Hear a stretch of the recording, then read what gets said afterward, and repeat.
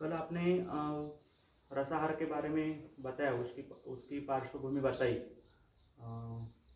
रसाहार और संजीवन साधना के और आप कैसे आ गए ये बताया। लेकिन आपने जो रसाहार का एक पूरा स्ट्रक्चर रेडी किया है और वो आप पिछले 4-5 साल से फॉलो भी कर रहे हैं, तो वो संजीवन साधना या रसाहार पूरा क्या है वो हमें थोड़ा बताइए। पहले तो ये समझना चाहिए कि हर एक व्यक्ति को पूरे दुनिया में जो भी व्यक्ति है, स्त्री पुरुष आबाल वृद्ध, उन सभी को अपने जीवन में सुख चाहिए, दुख नहीं चाहिए किसी को भी।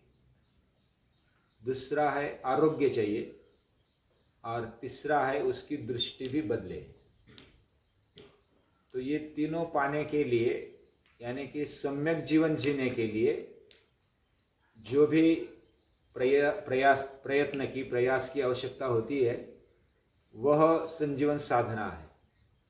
यानी कि अच्छा जीवन जीने के लिए की हुई जो साधना है, अच्छे से अच्छा, ऊंचे से ऊंचा, सभी दृष्टि से, यानी उसका शरीर अच्छा हो, निरोगी हो, उसका मन भी निरोगी हो, और वह सुखी जीवन जिए। उसके जीवन में, जीवन के प्रति और सृष्टि के प्रति उसकी दृष्टि बदले, इसलिए ये संजीवन साधना है।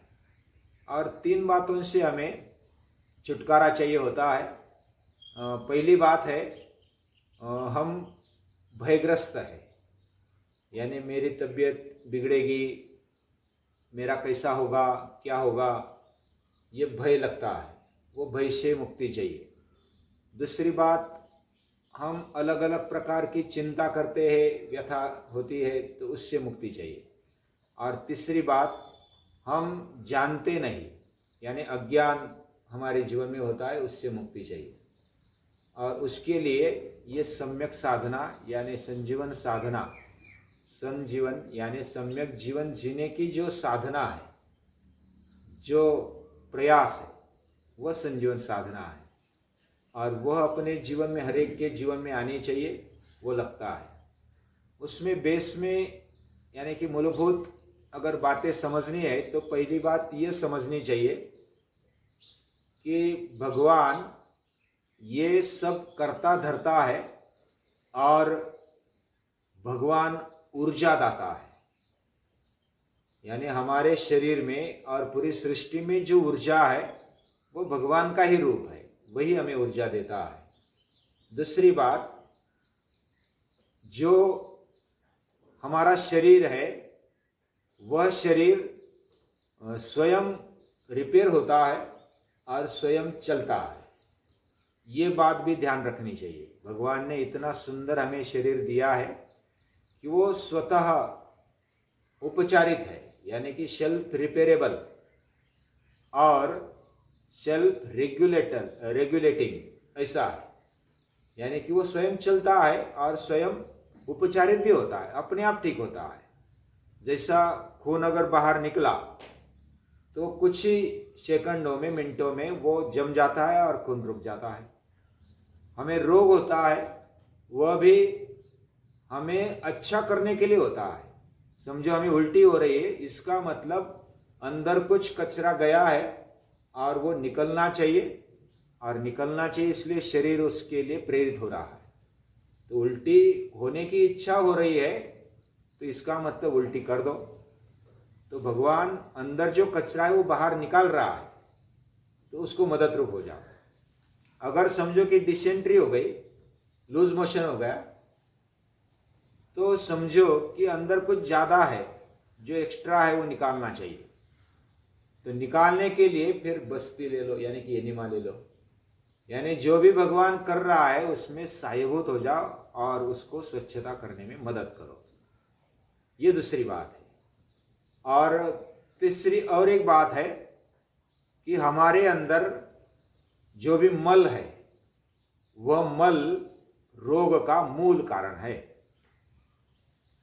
यानी कि हमारे शरीर में हम जो खाते हैं, पीते हैं, या तो सांस लेते हैं, उससे कुछ मल अंदर जाता है, और मल जाने के कारण ही रोग पैदा होता है। मलयो मनुष्यानाम रोगानाम मूल कारणम, यानी मल ही रोगों के जो भी जड़े है उसका मूल जो जड़ है वो मल है, यानी कि कचरा है। और कचरा हटाएंगे तो हमारा शरीर स्वच्छ बनेगा, निरोगी बनेगा। तो हमारा शरीर निर्मल होना चाहिए, स्वच्छ होना चाहिए, और मल उसका मूल कारण है। मल निकालेंगे तो अंदर जो भी पड़ा है भगवान अच्छी तरह से वो काम करेगा, उस पर विश्वास भी रखना चाहिए।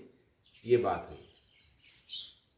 तो ये मूल संजीवन साधना के पीछे ये कुछ बातें हैं कि जो हमारे मन में फिक्स होनी चाहिए। हम जब समझते नहीं है, यानी कि प्रज्ञापराध, आयुर्वेद में उसको प्रज्ञापराध बोला है, कि हम हमारी बुद्धि चलाते नहीं है, या तो हम समझते नहीं है कि मूल क्या हुआ है, उसके पीछे न विचार करते हुए हमें रोगों का या तो अस्वस्थता का सामना करना पड़ता है। इसलिए हम अगर थोड़ा सा जागरूक रहेंगे तो हमारा स्वास्थ्य सहज ही प्राप्त होगा। और केवल इतना ही नहीं, स्वस्थ जीवन, सुखी जीवन और अच्छी दृष्टि वाला जीवन सम्यक साधना में अपेक्षित है। तो ये कैसे बनेगा? संजीवन साधना में जैसा शरीर अच्छा होना चाहिए, वैसा मन भी स्वस्थ और वो मजबूत, संवेदनशील और सतत विकास की ओर जाने वाला होना चाहिए। इसके लिए भी योग आदि जो भी क्रियाएं हैं वो की जाती है, उसको साधना हम बोलते हैं। वो मन के लिए है। शरीर के लिए कुछ व्यायाम है, कुछ आसन है और कुछ शुद्धि क्रिया है, और मन के लिए प्रार्थना है और योग है, ध्यान धारणा है। वैसे बुद्धि के लिए भी कुछ अभ्यास है, कुछ चर्चाएं है, संवाद है और प्रश्नोत्तरी है। तो बुद्धि, मन और शरीर निर्मल होना चाहिए। वह सम्यक जीवन इसी से बनेगा और हमारी आत्मशक्ति खुलेगी। ये सच्चे अर्थ में संजीवन साधना है। जी ने आज बताया कि संजीवन साधना एक्चुअल में क्या है, मन, बुद्धि और शरीर का शुद्धिकरण और विकास। तो अन्ना जी को हम कल पूछेंगे कि उन्होंने रामचरितमानस का भी उल्लेख किया था, उसमें ये हरी पत्तियाँ जो है ये हमको शक्ति प्रदान करती है। हमारे शरीर में जो कोई कचरा है वो निकाल कर हमारा शरीर तंदुरुस्त बनाती है। तो वो हरी पत्ती का पीछे वाला विज्ञान क्या है वो हम अन्ना से कल पूछेंगे, कल जान लेंगे। नमस्कार अन्ना।